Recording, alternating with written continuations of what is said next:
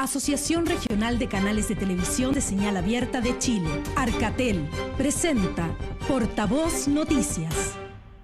Hola, ¿cómo están? Bienvenidos y bienvenidas a la entrevista del domingo de Portavoz Noticias. Hasta el mes de diciembre de 2022 había más de 15.600.000 chilenos y chilenas en FONASA. El Fondo Nacional de Salud enfrenta varios desafíos claves.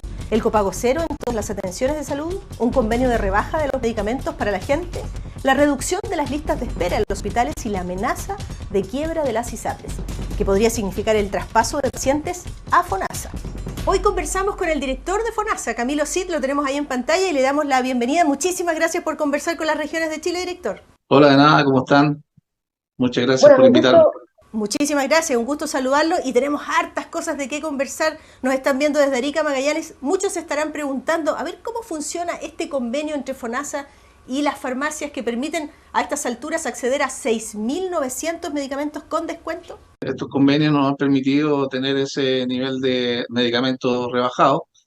Son 6.900 medicamentos y son 1.400 productos de consumo masivo asociados que se venden en las farmacias, pero que no son directamente medicamentos. Y esto funciona básicamente que por el convenio de FONASA, con estas cadenas de farmacia o farmacias, y el único requisito entonces es pertenecer a FONASA. Las personas siendo parte del FONASA presentan una receta médica que no tenga más de 6 meses de antigüedad y entonces pueden acceder a cualquiera de los medicamentos que están en este registro de 6.900 o en los 1.400 productos asociados. Estamos mostrando en pantalla los descuentos y son bien interesantes, ¿eh? Algunos bien altos, otros un poquito más pequeños. Muchos de los medicamentos son muy usados por la gente.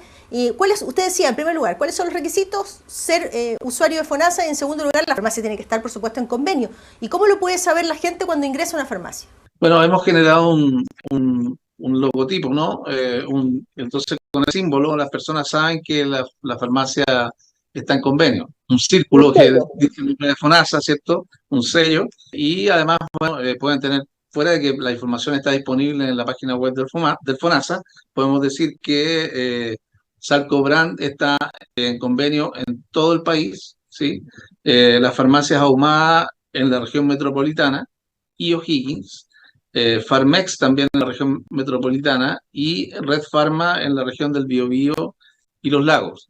Con eso estamos cubriendo todo el país y efectivamente los descuentos en promedio alcanzan un 32%, pero pueden tener desde cerca de un 10% hasta más de un 90% de descuento dependiendo del medicamento. Sí, y como veíamos ahí en pantalla, también hay medicamentos que son frecuentemente usados por muchas chilenas y chilenos, ¿eh? Es bien interesante eso porque de verdad llega un descuento de más de 80%, vaya que impacta en el presupuesto de muchas familias que nos están viendo hasta ahora. Hemos calculado que ese impacto puede ser muy significativo. En términos per cápita, el convenio anterior, el impacto alcanzó a los 35.000 pesos por persona, y con el aumento que esto duplica los descuentos que hubo anteriormente, que era 16%, esto puede ser muy superior. Y cuando usted dice también productos que se ofrecen en la farmacia y no son necesariamente medicamentos, a ver, ¿a qué productos se refiere para que la gente lo tenga muy presente cuando ingrese a estas farmacias en convenio? Bueno, son productos asociados a la salud, pero no necesariamente medicamentos, como por ejemplo toallita higiénica, ¿cierto? Preservativos, vitaminas, pañales de adultos, por ejemplo, cremas, productos contra el sol, digamos, cuestiones de ese tipo, más o menos en general. Ya, estar atento entonces, usted decía, para poder acceder a este descuento con las farmacias en convenio tiene que ser primer usuario de FONASA, segundo verificar que cuando usted llega a una farmacia tenga el sello circular que dice estamos en convenio con FONASA y puede acceder a este beneficio. Le damos las gracias por esa explicación y me gustaría que conversáramos ahora sobre el copago cero, esto que ha sido muy importante para miles y miles de personas. Decía en la entrevista que hasta diciembre del año pasado se estimaba que los usuarios de FONASA en todo el país son 15.600.000 personas y un poco más incluso.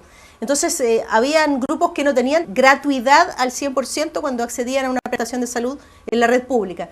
¿Cuántas personas tienen algún cálculo de cuántas personas han podido acceder a esta gratuidad total en FONASA a partir del anuncio?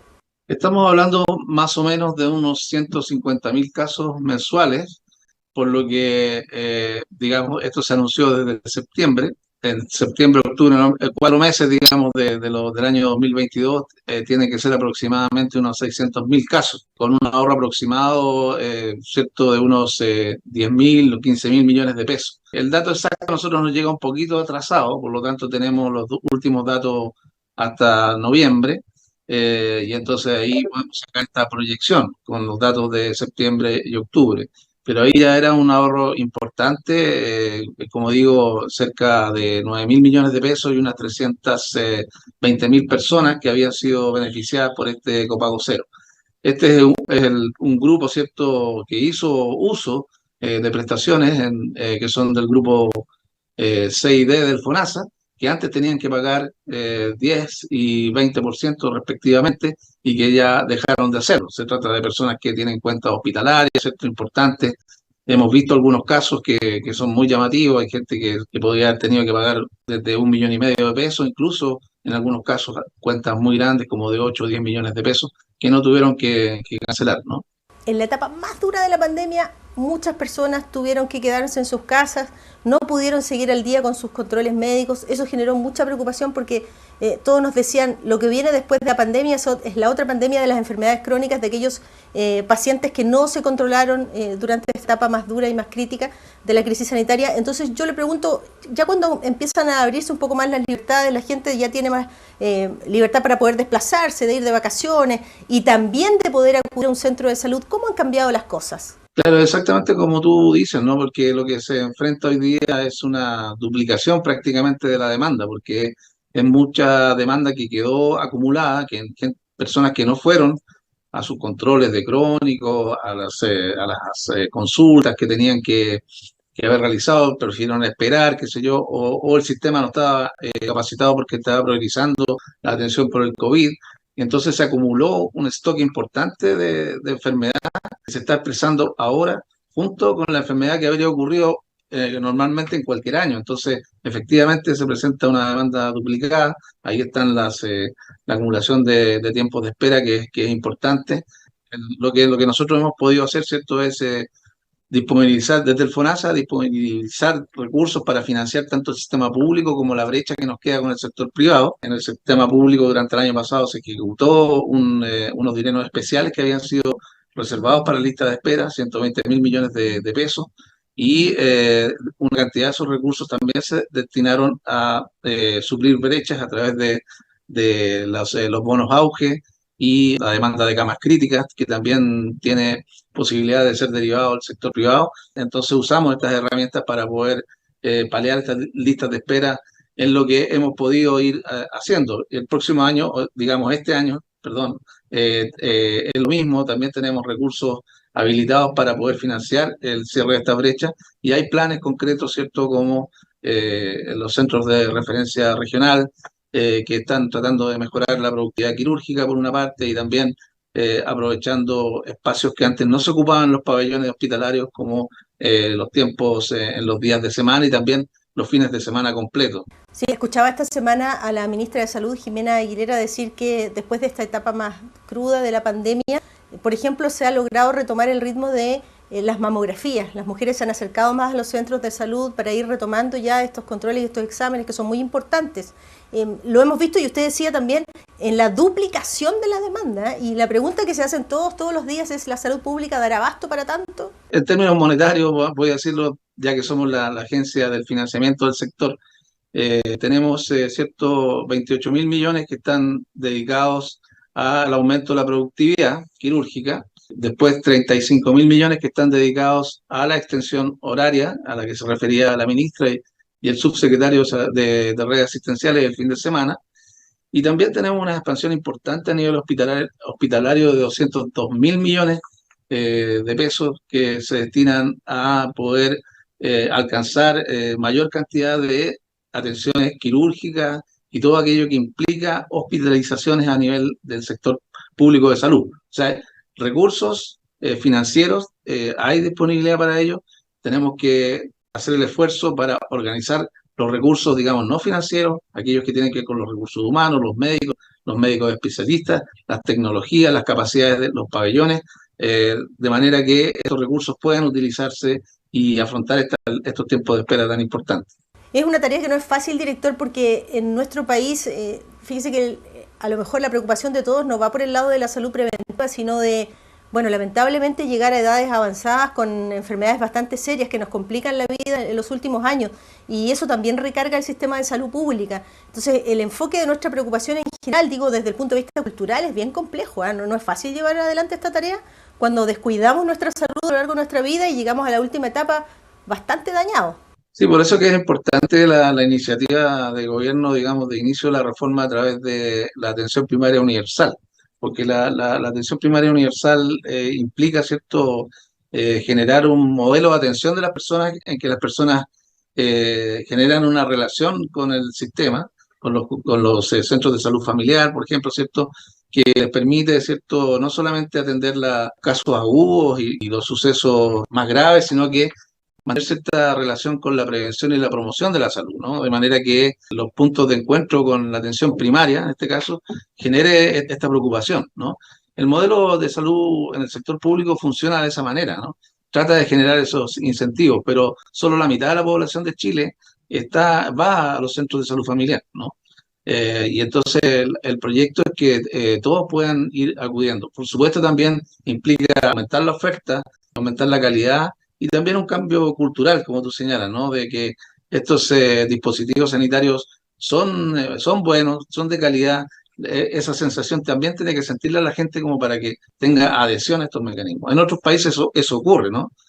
Sin ir más lejos, en el Reino Unido, o en España, o en, no sé, en los países nórdicos, o en Portugal, o en Italia, existen estos sistemas. O sea, el sistema de salud es así, organizado en centros de salud familiar, una atención primaria que tiene vigilancia sobre la población.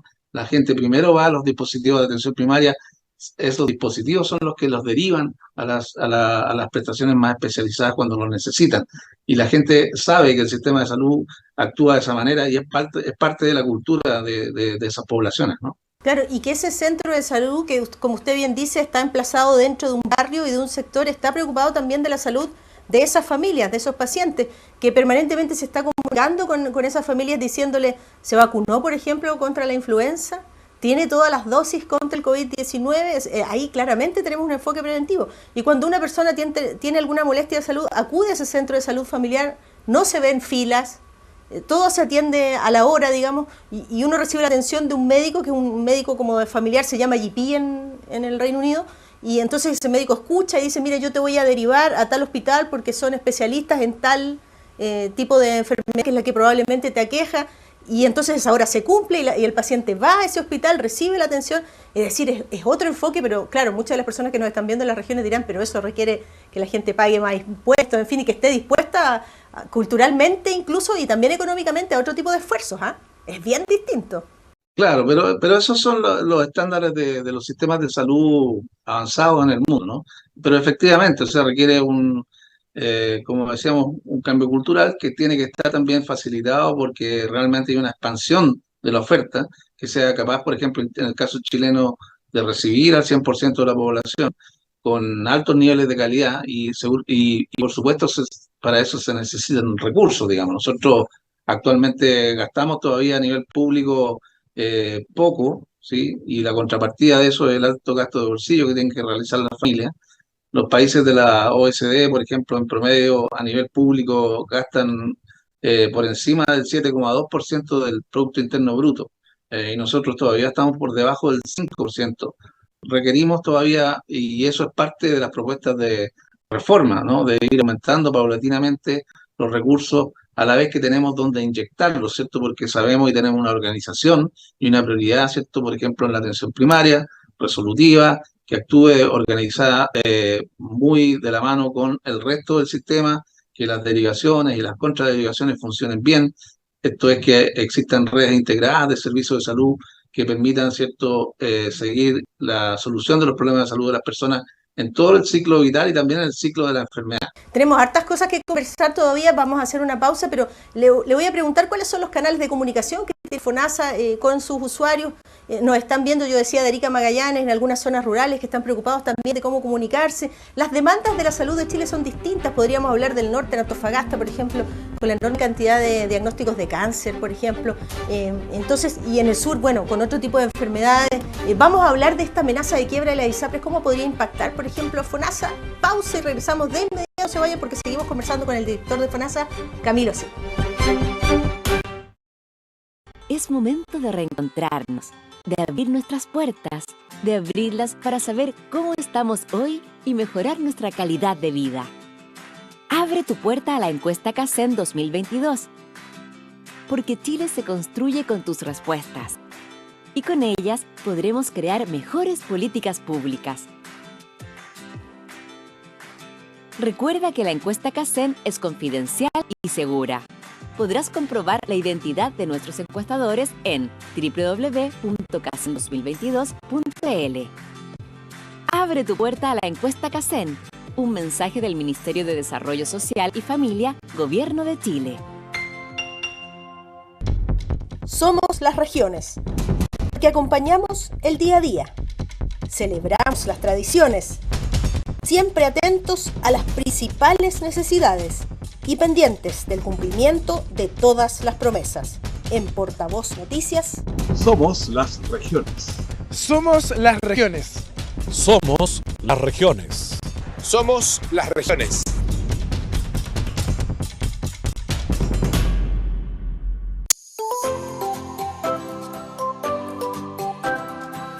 Las regiones de Chile.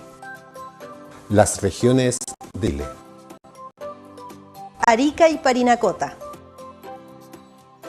Arica y Parinacota. Tarapacá. Tarapacá. Antofagasta. Antofagasta. Atacama. Atacama. Coquimbo. Coquimbo. Valparaíso. Valparaíso. Región Metropolitana. Región Metropolitana. O'Higgins. O'Higgins. Maule. Maule. Ñuble. Ñuble. Biobío. Biobío. Araucanía. Araucanía. Los ríos. Los ríos. Los lagos. Los lagos. Aysén. Aysén. Magallanes. Magallanes.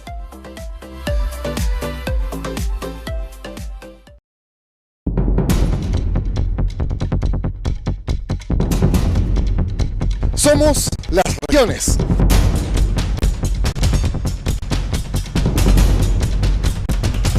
Somos regiones.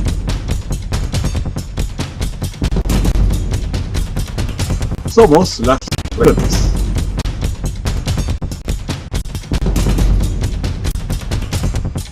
Somos las regiones.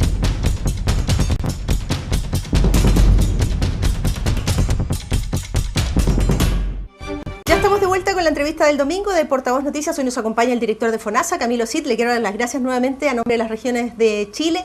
Seguimos en pandemia, director, seguimos en pandemia, hay que decirlo siempre. Pero vemos que también la gente se acerca y que bueno, empieza a duplicarse la demanda por ir a atenderse de nuevo, retomar los controles. Eso es una demanda bien importante para FONASA. Me imagino que por distintos tipos de enfermedades, porque nuestro territorio es muy largo y muy diverso, ¿no? Hay ciertos énfasis, sobre todo por las situaciones socioeconómicas, digamos, que nosotros llamamos determinantes sociales de la salud, que pueden ser muy variados en distintas tipos de regiones y poblaciones. En todo caso, los dispositivos sanitarios del sector público de salud enfrentan esta situación con la misma estrategia, digamos, ¿cierto?, de atención primaria, de centros de salud familiar y de derivaciones a partir de esos dispositivos hacia los niveles de enfermedades más agudas, digamos. Sí, porque estaba pensando, lo decía en el bloque anterior, por ejemplo, la región de Antofagasta, los diagnósticos de cáncer que preocupan muchísimo a la gente y están también, por cierto, muy enfocados en tener atención oportuna y la red pública de salud tiene límites también, el presupuesto es acotado.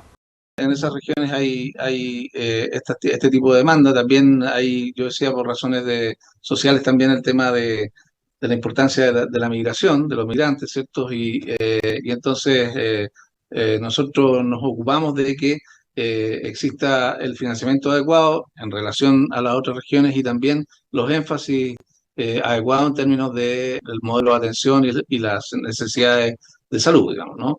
Allí donde hay cánceres, allí donde hay más necesidades sociosanitarias, nosotros ponemos mayor recursos y tratamos de incentivar o generar, ¿cierto?, mejores políticas de cobertura de esas enfermedades. Usted lo comentaba en el bloque anterior, ha generado harta expectativa en la gente esto de ir extendiendo el uso de los pabellones que estaban subutilizados, de poder hacer más intervenciones quirúrgicas a la gente porque la lista de espera es muy grande, comenzar a utilizarlo los sábados, por ejemplo, pero mucha gente dice, bueno, y tendremos la posibilidad de acceder a más especialistas en las regiones que es tan importante y ahí también hay un presupuesto para poder ampliar las atenciones médicas a la gente. Se requiere extender los horarios, no solamente el sábado, también el domingo, para tener los especialistas necesarios.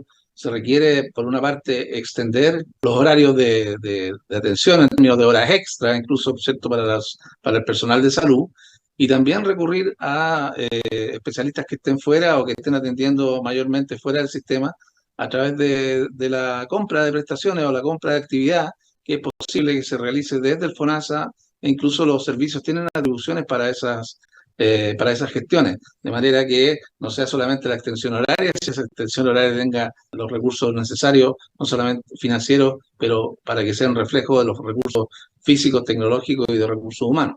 Los usuarios de FONASA son poco más de 15.600.000 personas, los de las ISAPRES, más de 3 millones de chilenos y chilenas, que optan legítimamente por la salud privada. Hoy día las ISAPRES dicen estamos en crisis, ya no tenemos las ganancias y la utilidad de antes, estamos al borde de una quiebra, dicen algunos. Hay un dictamen de la Corte Suprema que dice bien claras las cosas, las ISAPRES tienen que ceñirse a la tabla de factores de la superintendencia y ha dado un plazo de 6 meses para regularizar las cosas. Pero este solo movimiento y esta amenaza de crisis, de quiebra, le pregunto, ¿ha hecho que un gran número de personas pasen desde las ISAPRES a la salud pública, a FONASA, o se siguen manteniendo los mismos ritmos de traspasos de un lado a otro de siempre? Hay un cambio que se ha acelerado, ciertamente, pero recoge los cánones de conducta de la población similares a como, por ejemplo, cuando hay crisis económica o hay alguna restricción en el empleo, ¿no? Por ejemplo, el crecimiento que hemos visto en los últimos meses es muy parecido al crecimiento que ocurrió en la crisis económica provocada por la pandemia, ¿no? En la medida que había desempleo, las personas empiezan a migrar. Estamos hablando más o menos de unas 20.000 personas mensuales que están ingresando al FONASA, ¿no? Hemos notado, eso sí, una mayor cantidad de consultas en las sucursales acerca de cómo cambiarse o las posibilidades o no. O sea, las personas están aparentemente, o un grupo de personas tan importantes están en evaluación dadas las circunstancias, digamos, ¿no? Pero en definitiva lo que quiero decir es que hemos visto un crecimiento, pero no hay una cuestión explosiva, ¿no? Que nos vaya a decir que de un momento a otro se traslada una cantidad importante o muy grande de personas al FONASA, ¿no? Con todo, nosotros estamos realizando esfuerzos, ¿cierto?, de fortalecer nuestras condiciones, ¿no? Fortalecer el FONASA en cualquier caso, porque tenemos que estar en capacidad de recibir a mayor población. Hay que tener la idea, ¿cierto?, que FONASA ya tiene, como tú dices, más de 15 millones de personas, una cantidad importante que manejamos, contingentes importantes, por lo tanto, son, no sé, más de 300.000 personas, ese tipo que nos hagan variar, mover la aguja en términos de las herramientas con que tenemos que contar. En todo caso, estamos en un proceso de fortalecimiento, tomaremos todas las medidas que sean necesarias, ¿cierto?